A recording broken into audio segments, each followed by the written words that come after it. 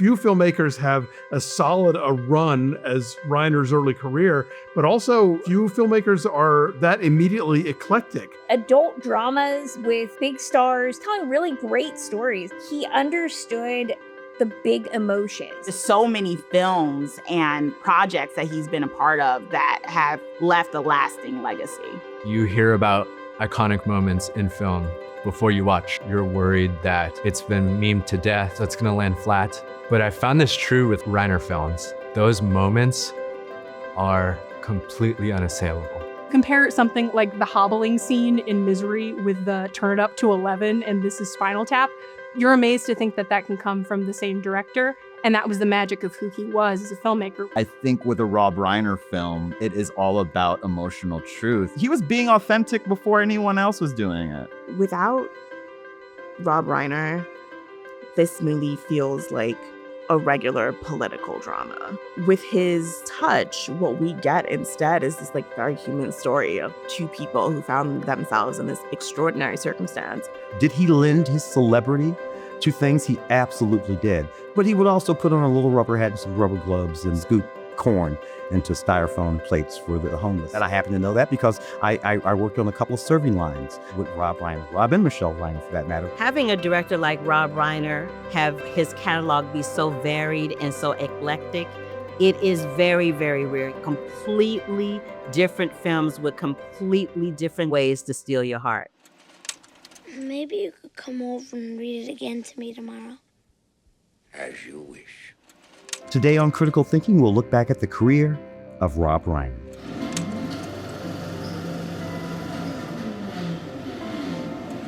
Rob Reiner had a really vast career, from acting, directing, all of it. And he really didn't let himself be restricted to one particular genre when he was directing his films, when it came to the films that he appeared in.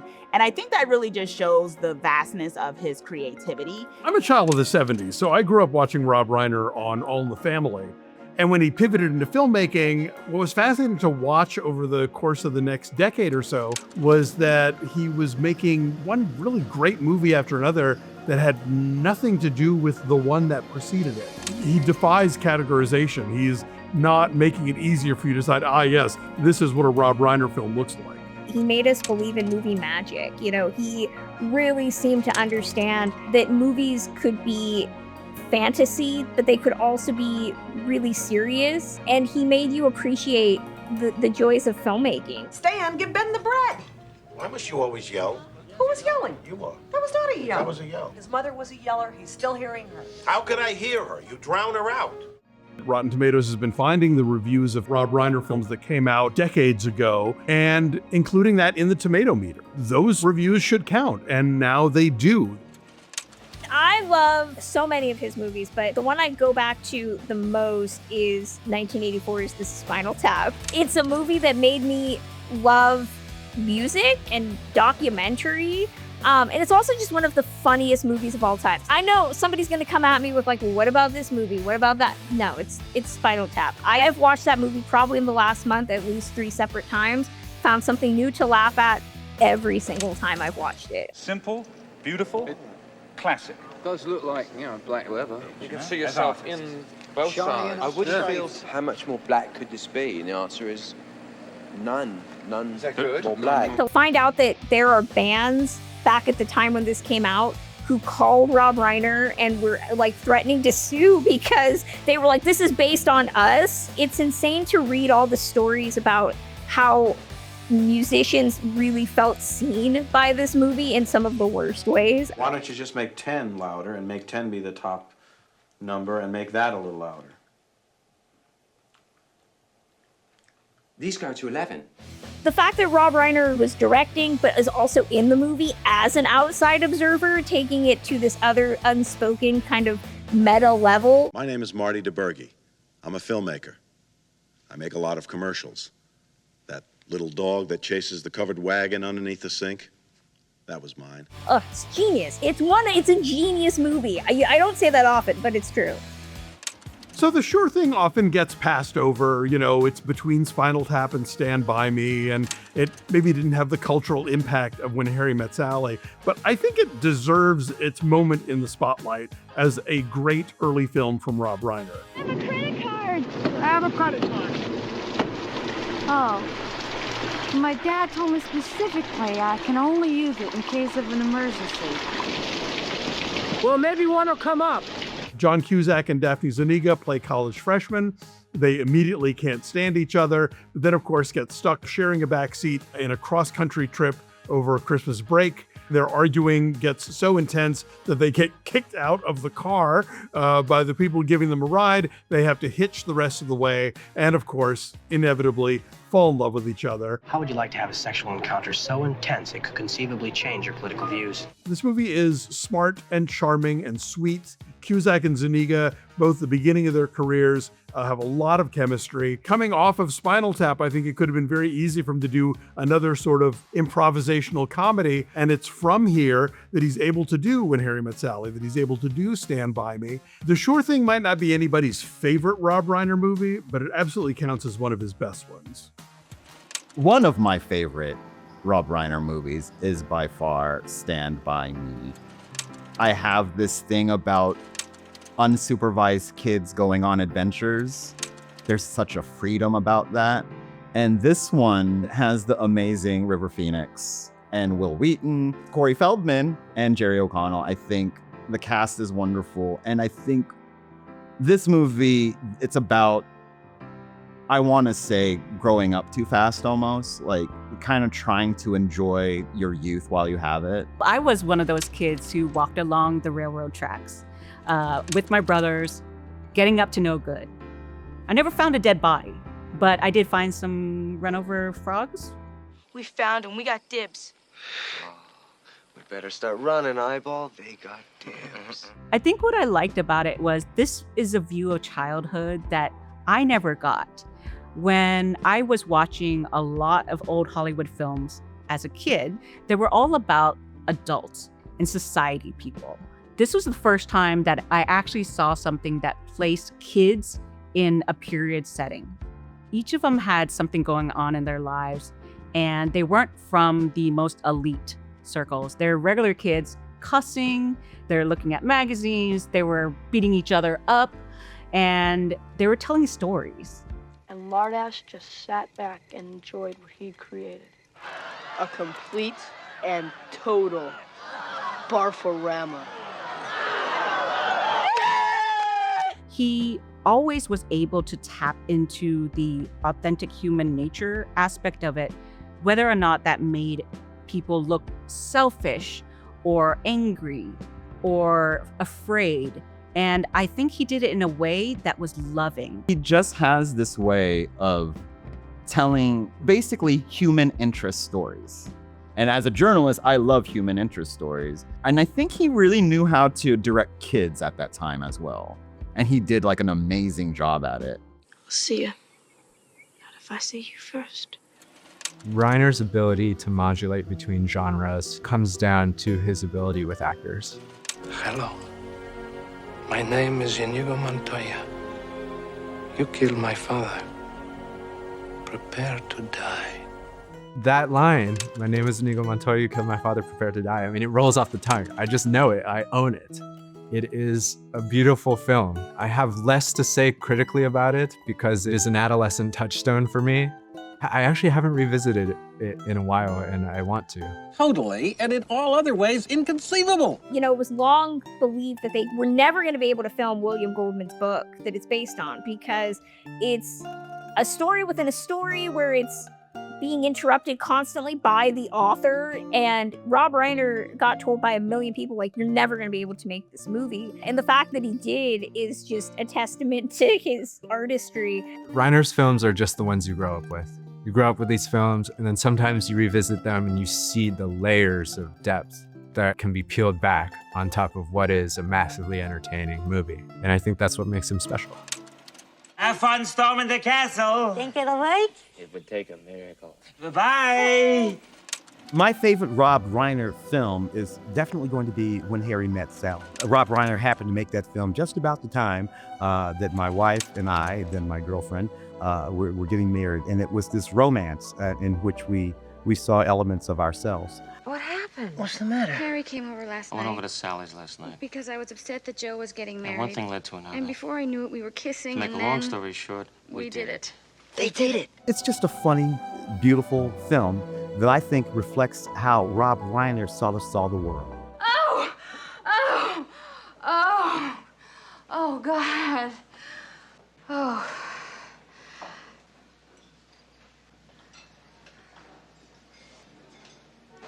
I'll have what she's having. I could spend my entire life talking about Rob Reiner and Stephen King, and I think Misery it's the movie that gave us Kathy Bates. It's also the best feature-length metaphor for cocaine addiction that you will find anywhere. You're gonna be okay. My name is Annie Wilkes. I'm number one fan. Yes, that's right. I'm also a nurse. I love horror as a genre, and this is based off of the Stephen King novel. With this one, it deals with, surprise, surprise, a writer. He has an accident. He's taken into a cabin. Kathy Bates' character is supposed to be nursing him back from health, but there's something off about her. And I think it just really does well in building tension. Annie, for God's... Shh, darling. Trust me. God's sake.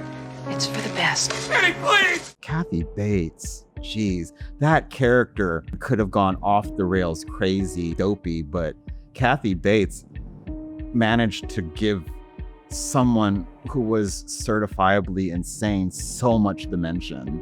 I love me some Kathy Bates. And I think even as a young girl, when I was acting, I was drawn to this film because Kathy Bates didn't look like anybody else in Hollywood. She had the little mousy look, and she wasn't a size 2, but she was an exemplary actress, and I loved that about her. I also loved the fact that we were dealing with fandom in a very, very different way. Misery is my jam for 3 reasons: James Caan, Kathy Bates, and Stephen King.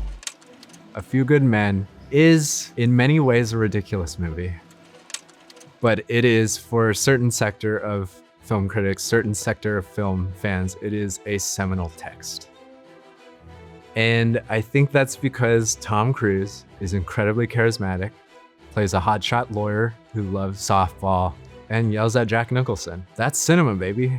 You want answers? I think I'm entitled. You want answers? I want the truth! You can't handle the truth! I think A Few Good Men is a pretty noble and smart take on injustices that happen within systems, especially violent systems, and the magnitudes of responsibility, how responsibility isn't just on the individual perpetrator, it's on the system that enforced it. And I think it's a pretty smart movie about how you have to look up the systemic ladder of how this happened. Not just that it happened, the culture that was created to make this all possible. If you feel there are any details that I'm missing, you should feel free to speak up. Thank you. The ways in which that Reiner allows his actors to own the space, to live and breathe as these characters, to give heightened performances, but not too heightened. The way he frames them, the way he edits them, the pace of their takes, that is incredibly crucial to that notion coming across. Grab a bucket of popcorn, watch A Few Good Men, have a great time. Are we clear? Crystal. I hadn't realized that it was a Sorkin script. By the time I got to the end of the movie, I was like, yeah, that makes total sense. This is a time for serious people, Bob, and your 15 minutes are up. My name is Andrew Shepard, and I am the president. My favorite thing about this movie is that, it genuinely is quite romantic. Without Rob Reiner, this movie feels like a regular political drama. right? What we get instead is this like very human story of like two people who found themselves in this extraordinary circumstance, who are just really trying to be like normal people who like to kiss a little bit, you know? Hold on. I will be right with you. Hey, I don't know if you're the one that I talked to on the phone. Virginia, Dogwood, President. Does any of this ring a bell? It's such a beautiful combination of like taking the politics a bit seriously, but also finding like real moments of like genuine emotion. And Michael Douglas is a widower. He's raising this young daughter. He's trying to run the country. And he just wants some companionship. That's like a very normal thing that people want. But he's also the president. And then he meets this woman who challenges him, excites him, but is also like not technically the best choice. And his like frustration with having to like deal with all of those complications just because he likes a girl is like very, very palpable. I'm going over to her house. I'm going to stand outside her door till she lets me in.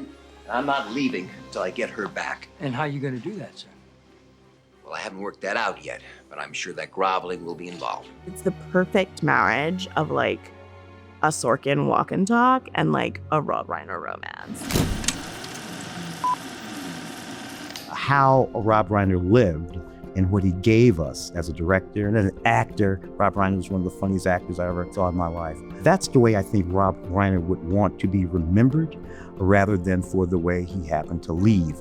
I think Reiner leaves behind a twofold legacy. First of all, this handful of absolutely beloved films that people will be seeing and quoting and falling in love to for generations to come, but also his personal activism. He's one of the main reasons why gay marriage has been federally recognized. He applied his political clout to any number of causes in a way that was generous and humane, the effects of which will continue to be appreciated for years to come. I'm reminded of Toni Morrison when she talks about art and the artist when it comes to like times of social unrest and the role that the artist plays in stepping up to the plate. And I think Rob Reiner is a huge example of this, both on screen, behind the camera, and in his daily life when it came to connecting those social issues with the entertainment industry as a whole. Rob Reiner, by all accounts, was the kind of person who represented in life the values that he showed on screen. He advocated for people who were more vulnerable than him. He chose to see the world as complicated. And through that, he created a lot of moments that ultimately brought a lot of people together. I think the outpouring of grief that people had when they heard that he had passed, as well as his wife, was a reflection of how he lived his life as much as the stories he told. Rob Reiner's movies are a Rob Reiner movie because he finds like the emotional truth in every single movie that he does. As soon as you know it's a Rob Reiner film, you kind of just feel it. Those are some of our favorite Rob Reiner memories. What's your favorite Rob Reiner movie? Let us know in the comments.